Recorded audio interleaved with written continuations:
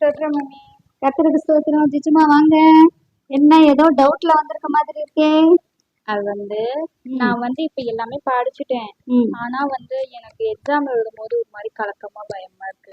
ஏன் நான் பயப்படுறேன்? கர்த்தர் சொல்லியிருக்காரு பாரு, கலங்க கூடாது, பயப்படக்கூடாதுன்னு இயேசுப்பா நமக்கு வசனத்துல சொல்லியிருக்காரு.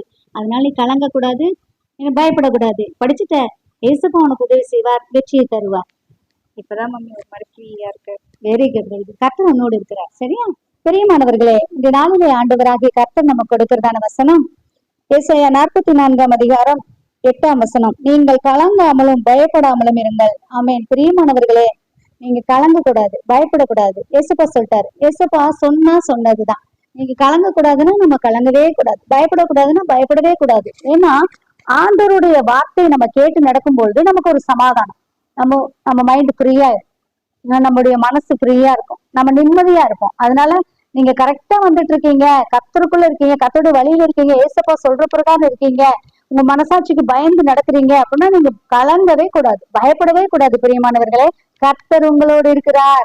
கர்த்தர் உங்களோடு கூட இருந்து ஆண்டவர் அற்புதங்களை அதிசயங்களை செய்து சாட்சியாக நிறுத்த போகிறார். அதுவே ஏசப்பா என்னோடு நீங்க இருக்கீங்க, நான் கலங்க மாட்டேன், நான் பயப்பட மாட்டேன், தைரியமா ஏசப்பா கிட்ட சொல்லுங்க.